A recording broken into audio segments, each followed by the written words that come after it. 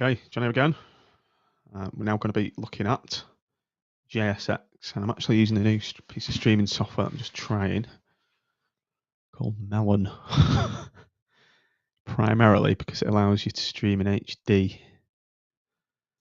Just bear with, that's me gone. That's me back. That's me across. So I want this screen a bit bigger. That's it. Let's just take that out. I want this to fill the screen fully. That way, that way, that way. That's it. Okay. Right, JSX.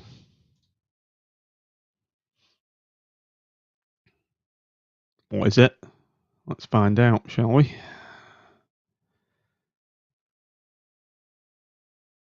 Okay, let's finally address this elephant in the room, what we're looking at here, why we have what looks like HTML stuffed right inside our JavaScript. Well, fairly early on in the days of React, the React team created a syntax that's called JSX. JSX stands for JavaScript XML, but that's not terribly important for you to memorize. What's most important is to think of it as sort of a flavor of JavaScript that looks a lot like HTML. And with the introduction of JSX into React, it really made it so that React was very declarative instead of imperative.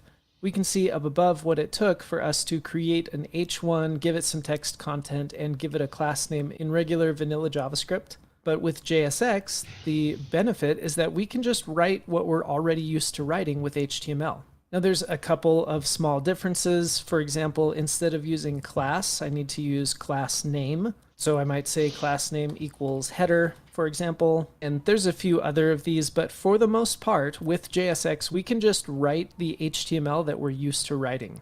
At first, it might be a little bit confusing to write your HTML inside of your JavaScript, but I promise as you start doing React, it's really going to start making sense. You're going to learn to love JSX. Now, one thing that was really helpful for me to understand as I was learning was to see the difference between what JSX is and what our regular DOM elements are. So I'm going to do a few things. I'm going to uncomment these lines of code here, and I'm also going to take this piece of JSX and set it to a variable. We'll call it element. Then I can fix my Reactdom.render by just putting element down here, and this will work exactly the same. But this allows us to console log it. So let's console log element, and I'll hit save so that this code will run. I'll open the console, and we'll see the differences here. First of all, on line 4, we are console logging the DOM element that we created with document.createElement. And that's what shows up in our console as what looks like an HTML element here. So that's this line right here. However, when we console log our element that we created with JSX, what actually got returned to us was this. And let me copy this out. And we can see that this is just a regular JavaScript object. Let me clean it up just a little bit to make it even more clear. So in the end, what we get from JSX, or rather what React is creating with JSX, is actually just plain old JavaScript objects. And those objects describe the DOM element that we want React to put onto the page for us. And if we look closely, we can see some interesting information here. First of all, we see that it has very similar properties, like we have class name, where we're setting that to header, and down here we have props, or short for properties, and we have class name. We also have something called children, and we can see that's actually the text that we put inside of our H1. That's about all I care to touch on with the object nature of React elements, but I thought it would be helpful to kind of kick us off understanding that JSX is kind of like a function that, when it's run, returns us objects that React can interpret and use to create actual elements that get put on the screen for us. I'm going to comment this out so we can talk about one more thing, clean up this a little bit. And I'll go ahead and put this directly back in line to my Reactdom.render, move these onto their own lines. The last thing that I wanted to touch on was that with JSX, we need to make sure that we are only returning a single parent element. In other words, I can't take this one h1 and place, say, a paragraph directly next to it, because in this case, we're rendering or attempting to render two sibling elements that sit side by side. In fact, if I try to run this, you can see React complains, and I guess in this case it says unknown error. Sometimes it will say that you have to wrap the elements that you're trying to render in some kind of parent element.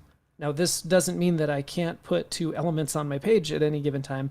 It just means that I need to wrap them in something like a div, for example.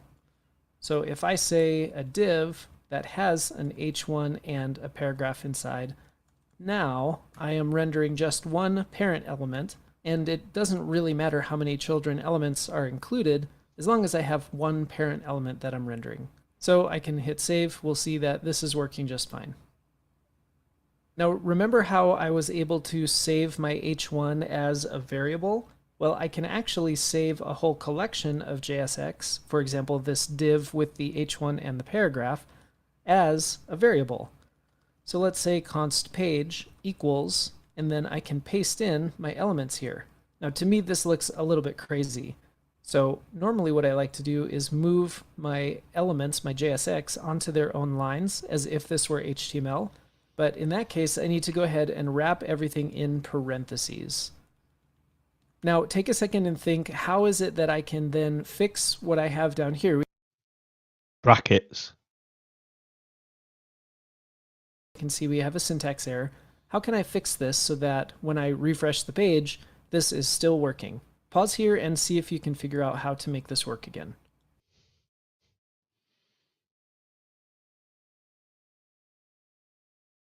Easy.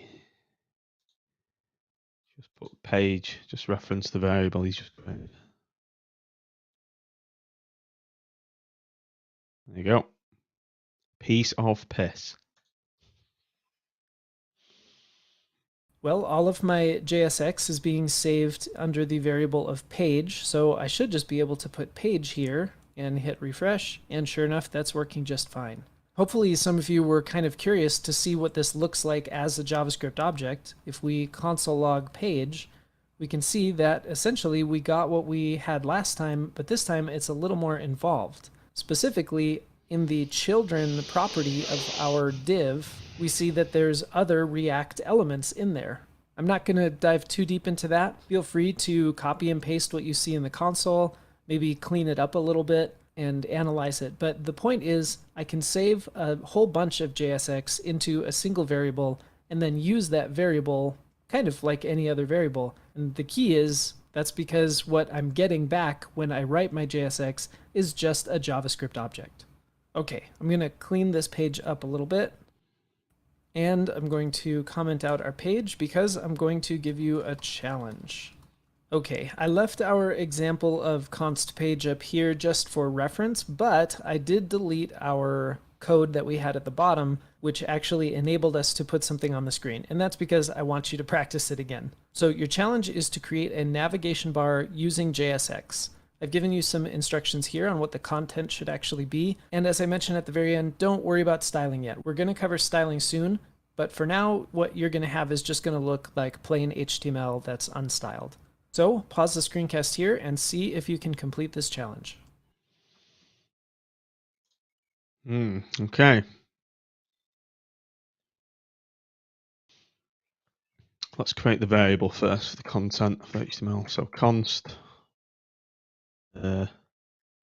navbar, variable equals. You say it needs parentheses. Yes, he does. Looking at the brackets above. Use semantic like nav. Okay, nav.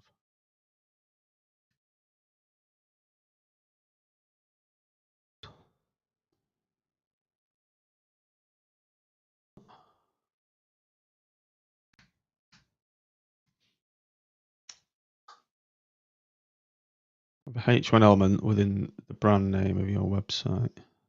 Why would you have a H1 in navbar? Weird.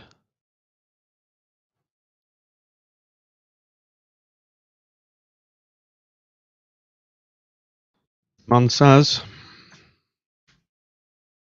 Who has? Bob says. It's Bob, isn't it? Yeah, Bob. You the man, Bob. John's website. Off. Unordered list. You will have 3 LIs for pricing. Okay. Well. Sports. No.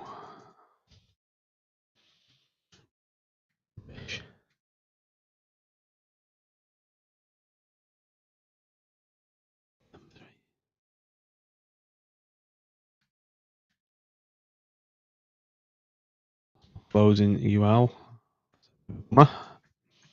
Even type it, I don't think I did I? Let's indent these. What we're doing pricing about content.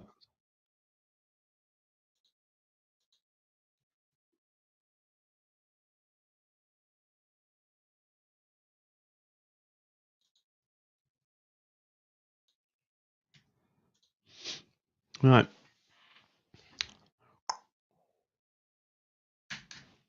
That's my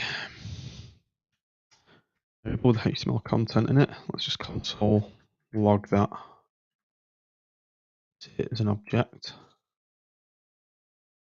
There we go. There's the props. Yeah.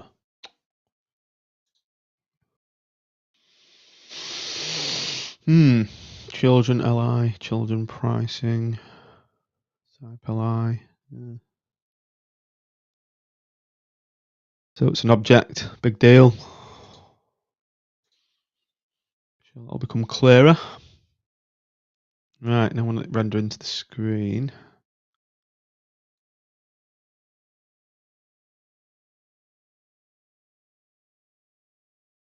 So I guess he wants it render into this root, does he? Okay. ID of root.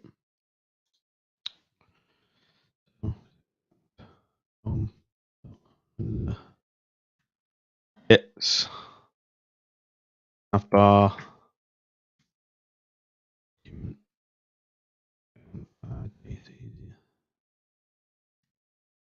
Root. So still in JSX, so that's our variable with the content in, which is being rendered there into this div.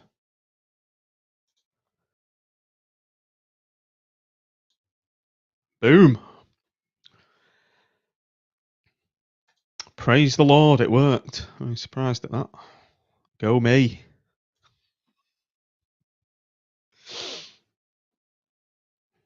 Okay, before I worry about the Reactdom.render bit, I'm going to create a new variable. We'll call it actually, let's call it navbar. And I'm going to use my parentheses so that I can start my element on the next line. And like I mentioned, we want to use the Semantic Nav Element. And inside of there, I'm going to have an H1. Let's call it Bob's Bistro. Maybe this is a restaurant. Okay. And then we have an unordered list. And hopefully while you were playing with this, you came to realize that it doesn't matter how nested I get. Just like in HTML, I can nest this as deep as I want. We'll create 3 list items. And it said pricing, about, and contact.